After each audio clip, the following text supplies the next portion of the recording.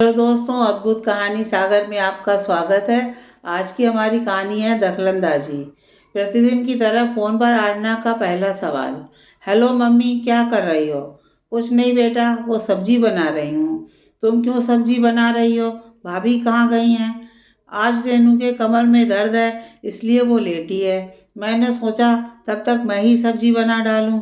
Phone पर बिटिया आरना से बात करते हुए कविता जी ने सब्जी भून डाली और ग्रेवी के लिए पानी डालते हुए आगे कहा, हाँ आप बोल बेटा, सब्जी में पानी डाल दिया है, अब आराम से पकती रहेगी।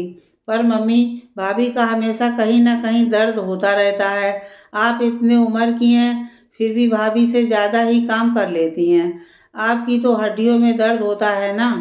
मम्मी, भाभी को किसी अच्छे डॉक्टर से दिखा क्यों नहीं लेती हैं? रोज रोज के दर्द से उनको भी आराम हो जाएगा और आपको भी काम से छुट्टी मिल जाएगी। आरना की बातों से साफ झलक रहा था कि उसे मम्मी का काम करना पसंद नहीं था। वह कई बार पहले भी कह चुकी है कि अब आपकी उम्र नहीं है काम धाम करने की, अब तो आराम किया करो मम्मी। और हर बार कविता जी बड़े प्यार से आरना को समझा देती थी कि बेटा, काम करने से शरीर को कभी हानि नहीं होती, बल्कि स्फूर्ति बनी रहती है। ऐसी न जाने कितनी बातों की दुहाई देकर कविता जी आरना को समझा बुझाकर शांत कर आरना के बातों का विराम लगा देती थी। कविता जी ये बात हमेशा सोचने पर मजबूर हो जाती थी, क्या अरना या मायके के मामले की बातों में भी हस्तक्षेप कर उचित कर रही है? माना यह उसका भी घर है, मैं उसकी माँ हूँ, निसंदेह उसे मुझ पर प्यार आता होगा और वह अपनी तरह से मेरी भलाई के लिए ही बोल रही होगी। पर क्या उसकी हर बात मानना उचित है? हर घर की अपनी एक शैली होती है और घर चलाने का अपना अपना ढंग और नज़रिया होता है। कविता जी का यह भी मानना था कि बेवजह किसी के भी घरेलू मामले में दखलंदाजी नहीं करनी चाहिए, चाहे वह खुद की बिटिया ही क्यों ना हो। और जब आरना जानती है कि मैं हमेशा अपने विवेक बुद्धि से ही काम लेती हूँ, हर समय आरना की बातों में आकर फैसले नहीं ले लेती, फिर वह बार बार मुझे क्यों सिखाती है, ऐसा करना चाहिए, वैसा करना चाहिए। और फिर रेनू मेरी बहू है, हमारा घर हम दोनों सास बहू मिलकर ही चला रहे हैं और अगर सुचारू रूप से चल भी रहा है तो फिर क्या अनावश्यक रोक टोक उचित है? हालांकि कविता जी ने कभी अपनी बातों से ये जाहिर नहीं होने दिया कि आरना फिजूल की बातों में माथापच्ची कर रही है। इन बातों का मुझ पर कोई प्रभाव नहीं पड़ने वाला है। मुझे अपने घर की सुख शांति के लिए छोटे मोटे समझौते करने भी पड़े तो इसमें हर्ज ही क्या है? कविता जी तो बस यही चाहती थी कि ये घर आरना का भी है, उसे यहाँ भी बोलने का पूरा अधिकार है। पर मायके में भी ऐसी कोई बात नहीं बोलनी चाहिए जिससे आपसी रिश्तों में मनमुटाव हो जाए और इसका असर रिश्तों पर दिखने लगे। कविता जी और रेनू सास बहू भी आपस में बहुत याराना पूर्ण व्यवहार से रहती थी। हंसी मजाक, बातों में अपनापन, कहीं ना कहीं कविता जी की व्यवहार कुशलता और अपनापन ने इस रिश्ते पर काफी मजबूत पकड़ बना ली थी। और कहीं ना कहीं रेनू भी भले ही काम में थोड़ी सुस्त जरूर थी, पर व्यवहार में कविता जी को भी उसने कभी शिकायत का मौका नहीं दिया।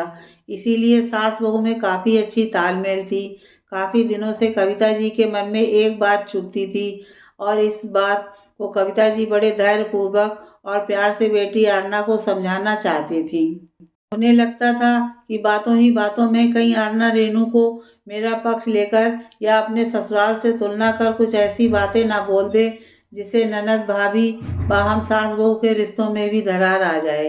क्योंकि आरना कई बार मजाक में कविता जी को ऐसा बोल चुकी है कि मम्मी, भाभी बहुत चालाक हैं, आपकी तारीफ कर कर के आपसे काम करवा लेती हैं। अब आरना को कौन समझाए कि रेनू चालाक है तो मैं भी बेवकूफ़ नहीं हूँ।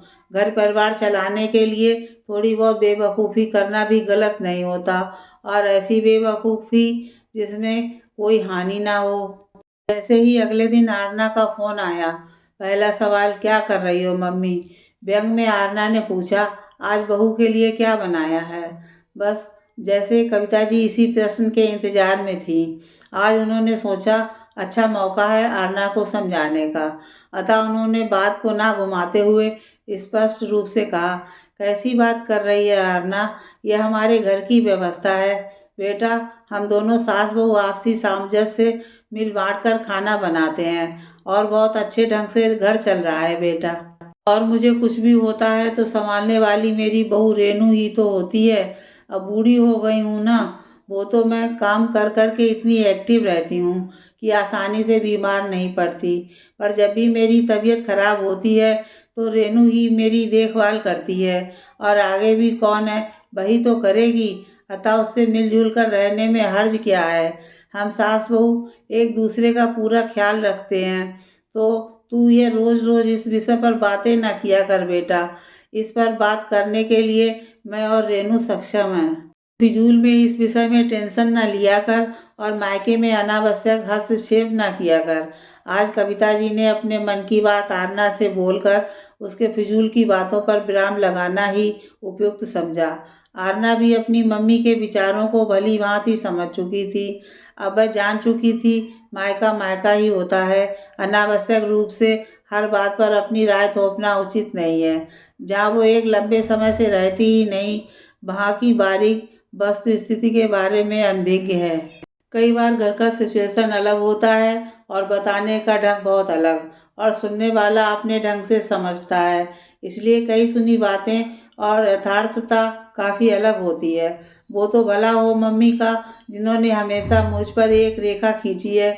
सुनती मेरी ज़रूर हैं, पर अमल हमेशा अपने घर के वातानुकूलित फैसले पर ही करती हैं। सॉरी मम्मी, वाकई मुझे मायके में आपके ऊपर अपने फैसले नहीं थोपने चाहिए। और आपका बहुत बहुत धन्यवाद, जो आपने कुछ बिगड़ने से पहले ही मुझे समझा बुझाकर मेरा मार्गदर्शन किया, जिससे संबंधों में मधुरता बनी रही। अपने घर के खुद के फैसलों के प्रति किसी के भी विचारों से भ्रमित ना हो। सुने सबकी, पर करें अपने मन की। घर आपका है और सुचारू रूप से चलाने के लिए फैसले भी आपके ही होने चाहिए।